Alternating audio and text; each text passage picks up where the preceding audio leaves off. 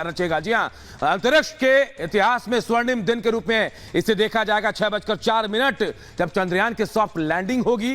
कहा यह जा रहा है कि सॉफ्ट लैंडिंग के बाद कई अनसुलझे रहस्य जो चांद को लेकर हैं वो अब लोगों के सामने आएंगे और पूरी दुनिया की निगाहें टिकी हैं। लूना 25 के क्रैश होने के बाद अब नजरें जो हैं भारत के चंद्रयान 3 पर टिकी हैं और आज इतिहास रचेगा भारत।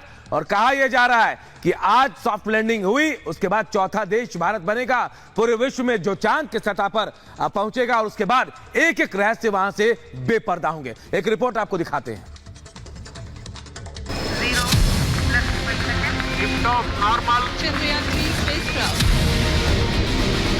तेरी मिट्टी में मिल जावा गुल बन के, मैं खिल जावा इतनी सी है दिल की आरज़ू।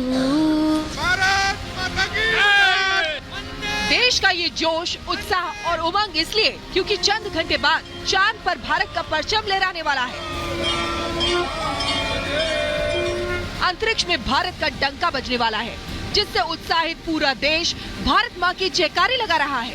चांद को छूकर इस दुनिया को हमने ये संदेश दिया, अगर कठिन हो मगर तिरंगा अपनी हद से दूर नहीं।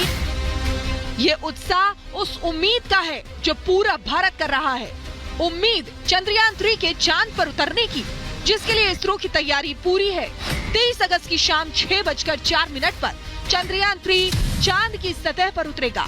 लेकिन लैंडिंग के आखिरी 15 मिनट बेहद अहम होंगे, क्योंकि आखिरी 15 मिनट चंद्रयान 3 के लिए बेहद चुनौती भरा होने वाला है। ऐसा इसलिए क्योंकि आखिरी 15 मिनट में चंद्रयान 3 को इसरो से कमांड नहीं मिलेगी। इस दौरान लैंडर पर सारे फैसले निर्भर होंगे। ऐसे में लैंडर को सीधा रखना चुनौतीपूर्ण होगा। स्पीड मेंटेन करना भी बड़ी चुनौती होगी, क्योंकि लैंडिंग के वक्त लैंडर तेजी से गिरता है। चंद्रयान 3 की सफल लैंडिंग को लेकर देश के वैज्ञानिक आश्वस्त हैं। टेंशन की कोई बात नहीं, क्योंकि लैंडर स्पीड नियंत्रित करने में सक्षम है।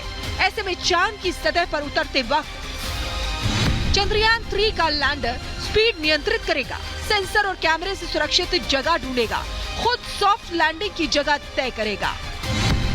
और अगर सब कुछ तय प्लान के अनुसार हुआ तो चांद पर भारत का परचम लहराएगा और भारत चांद के दक्षिणी ध्रुव पर पहुंचने वाला दुनिया का पहला देश बन जाएगा। अभी तक के जो भी इंडिकेशंस है, जो भी हेल्थ स्टेटस है, वो सबको देखते हुए हम प्लान ए को ही स्टिक करेंगे और 23 अगस्त को शाम को 5:47 पे लैंडिंग शुरू हो जाएगा। और हम आशा करते हैं कि 17 मिनट बाद पूरे देश को ये खुशखबरी मिलेगी कि हम मून के साउथ पोल पे लैंड करने वाले पहले कंट्री बन गए।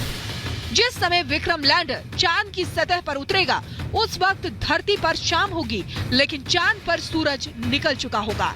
ऐसा इसलिए किया जा रहा है क्योंकि लैंडर को सूरज की रोशनी मिले और वो ढंग से सारे वैज्ञानिक परीक्षण कर सके। चंद्रयान 3 में विक्रम लैंडर के चारों ओर सोलर पैनल है। ऐसे में सूर्य से लैंडर को ऊर्जा मिलती रहेगी। विक्रम लैंडर और प्रज्ञान रोवर इस तरह से डिजाइन किए गए हैं कि वो सूरज की रोशनी से ऊर्जा लेकर चंद्रमा पर एक दिन बिता सके और चांद की हर एंगल से तस्वीर इसरो को भेजे। इस बार इसरो ने इसको इसी तरह से तैयारी की है कि ज्यादा फ्यूल रखा हुआ है, जिससे कि इसको अगर सूटेबल कंडीशन नहीं बन पाई तो 4 दिन बढ़ा सकते हैं। पहले 5 इंजन थे, इस बार 4 इंजन इन्होंने रखा है और 5 इंजन से थोड़ा सा डिसबैलेंस हो रहा था। इसमें 4 इंजन से इनको बैलेंस, लैंडिंग में बैलेंस की ज़्यादा संभावना है। फिलहाल चंद्रयान 3 चांद की ओर बढ़ रहा है और चांद पर लैंडिंग के लिए सटीक जगह खोज रहा है। और जैसे ये बुधवार को चांद की सतह पर सॉफ्ट लैंडिंग करेगा तो काफी धूल उड़ने की उम्मीद है। और जब ये धूल कम होगी तो इसके बाद लैंडर विक्रम चालू होगा और कम्युनिकेट करेगा। रोवर प्रज्ञान रैंप से चांद की सतह पर आएगा। कमांड मिलते ही चांद की सतह पर चलेगा। लैंडर विक्रम रोवर प्रज्ञान की फोटो खींचेगा और इन फोटो को धरती पर भेजेगा। और ये देश ही नहीं पूरी दुनिया के लिए बेहद अहम होगा, क्योंकि इससे चांद के दक्षिणी ध्रुव के रहस्य का पता चलेगा कि चांद पर पानी है या नहीं, चांद पर भूकंप आता है या नहीं, और चांद पर कौन से खनिज पदार्थ हैं। यही वजह है कि पूरी दुनिया चंद्रयान 3 पर टकटकी लगाए देख रही है, और ये इंतजार खत्म होगा बुधवार को, जब घड़ी की सुई 6:04 पर होगी। ब्यूरो